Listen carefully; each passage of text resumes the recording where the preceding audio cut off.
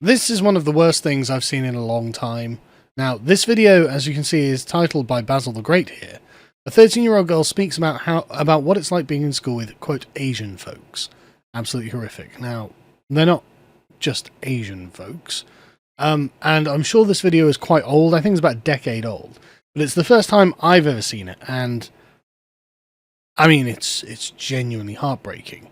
And what it reveals to us is what life is actually like in a two-tier system when you are at the bottom, when the state has its face set against you and your people and towards a foreign group and foreign people, and they know it, when they know that the state will not protect you, you are outside of the grace of the law, and the state will protect them even if they do something wrong. This is the kind of treatment that you foster. This is the kind of treatment that you encourage. And honestly, this was difficult watching for me. And we're going to watch it together. And I'm sorry that I have to do this to you, but it's really, really cruel that the British state will do this to an English girl. And the reason that they're doing it to her is because she comes from the working class. She is an acceptable sacrifice to them. It's not happening to middle-class children. I retweeted this, tagging Ed Davey, saying, Ed, any thoughts? Didn't reply, weirdly enough, because this would have been quite unpleasant for him to deal with. So anyway, let's watch this together and try and maintain your calm. Do not post anything silly in the comments, please. And just be very reasonable, because this is what we're up against. Party. And you go to a local school? Yeah. Have you lived in this area all your life? Yeah. You're having problems at school. Can you just elaborate on the kind of problems that you're having? Asian boys coming up to me and saying, I'm going to rape you, and if you don't go with me, I'm going to punch you in the face with a knuckle duster, and if you don't, give me a blowjob. And this is... Right. So, I mean, that on its face is monstrous, right? So Asian boys, I'm assuming a bit older than her, are demanding sex with a 13-year-old, which is crazy. And if she doesn't consent, they're threatening her. Like, give me sex, give me a blowjob, or I'm going to knock you in the face with a knuckle duster. The transcript is a bit wrong.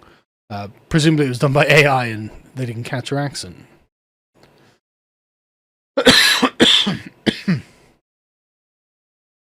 But I can understand her accent. And, I mean, this is just horrific.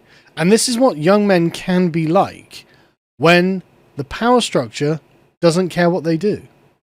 And especially, that, let's be honest, they're probably not doing this to the Asian girls, are they? They're probably just doing this to her because she's not a part of their in-group. And, as she says, this is happening to several girls. It's happening at the school to several girls, is it? It's not an individual case? No, it's happening to lots of girls. Do you think the teachers and the authorities are aware of this? Yeah. So they've told the teachers. They've told the authorities. These Asian boys are treating us in a way that is completely degrading, utterly inhumane, just actually barbaric. Genuinely barbaric. And that they're threatening us with violence, sexual violence. 13-year-old girls. 13-year-old English girls are being threatened with sexual violence by Asian boys. And what happens when the authorities are told, do you think? What do you think the response of the authorities is? I mean, you're probably aware that the Edge of the City programme focused on young girls like yourself who are being targeted by Asians to be groomed in this particular area. Do you think that was an accurate description of what is happening? Yes. Have you contacted the police regarding them threatening to rape you? Yeah. And what's the police response has been? They said that they're going to look into it. So that is the authorities turning a blind eye, the teachers turning a blind eye, even though they know this is an area where Muslim grooming gangs have been operating. And when she says this has been happening to me, she reports it to the police. We're going to look into it. That's a way of shoving it under the carpet. It's a way of brushing it away. It's a way of saying, right, we accept that you have made a complaint, and legally, on the most formal procedural layer, we accept that this is a legitimate complaint. But there are lots of political considerations now that come into play. Now we have to be woke about this. Now we have to judge power dynamics. Now we have to consider what it is that the system wants. And the system wants to protect those young Asian boys from the wider bigotry of the larger English community. And so we can't really listen to your complaint, and we can't really find it actionable. Even though if it was the other way around, and rightly so, the English boys would find themselves on the raw end of a punishment, of some kind of punishment. They'd be kicked out of the school, they'd be arrested, there'd be something that happens to them, and that would be the right thing to do. But because the entire system is geared towards preventing people from having negative opinions about the Muslim community, they're going to look into it. They're just going to look into it. Nothing particular is going to happen. No protection. And that is it? Yeah. What's your teacher's response been? The pupils are gonna get excluded for 15 school days. Right, and that is it? Yeah. So they get a holiday. Excluded for 15 days, you get a suspension. I mean, you'd think that would be an expulsion. You'd think that would be some kind of juvenile detention. Threatening, demanding sex from a 13-year-old girl, or else you'll knock her teeth out with a bloody knuckle duster. Or to get a blowjob from her, or you'll knock her teeth out with a knuckle duster. Are you mad? Why are we allowing them to do this? Like, that is insane. And the best they can do is the minimal procedural response. Well, you get a 15-day suspension. So what, he sits at home and does nothing, plays video games for 15 days rather than going to school. I bet that felt like a reward to him. Absolutely maddening, isn't it? Absolutely maddening. I just can't. There's also the accusation that young Asian males are hanging outside schools in flash cars, basically intimidating young girls like yourself with threats. Is that the case? Yeah. And mad, isn't it? Can you imagine if, like, 20-year-old guys with cars, wonder how they can afford those cars? I'm sure they just work really hard down at Tesco's or something, stacking shelves late at night or something like I used to, right? No, they're obviously going to be drug dealers. And they just hang around outside the school. I mean, like, why don't the parents... I mean, obviously the parents are going to be objecting to it, but, like, this has to be considered inappropriate, right?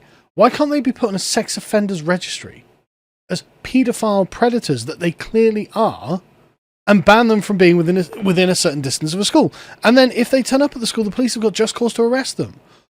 That would be the case if it were white English men of about 20 to 25 or whatever the age is, trying to pick up schoolgirls. Like, that would be the right thing to do. But for some... Well, I know the reason, obviously, but when it comes to this community,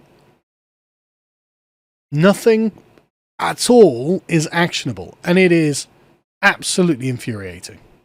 This is happening, what, once a week, twice a week? Every day. Every day? Yeah. And the authorities know it's happening, but they're not doing anything about it? Every day. Every day. So it's not like it's going to be difficult to catch them. They're there every day trying to pick up young girls to rape. Like, sorry, why are we just permitting a bunch of rapists to hang around schools? Oh, that they're Asian or that they're Muslim, is that the reason? Because I actually don't think that's a sufficiently good reason to allow a bunch of predators to try and get young girls to rape. I actually don't think that's enough of a reason. And again, if this were any other community, if this were our community, they would be very quick to crack down on it, and, well, rightly so. It's mad that this is just allowed. How do you feel when you're targeted by these people? Terrorised? I don't know if a 13-year-old girl's going to have the lexicon to be able to properly describe how she feels. And I'm not arguing with the interviewer. Obviously, he's doing his best to try and just reveal what has been happening to young English working-class girls across the country. But she's going to feel afraid of the very place she lives in, because it's dangerous to her. There are men out there who want to rape her. She's 13. She shouldn't have to deal with this.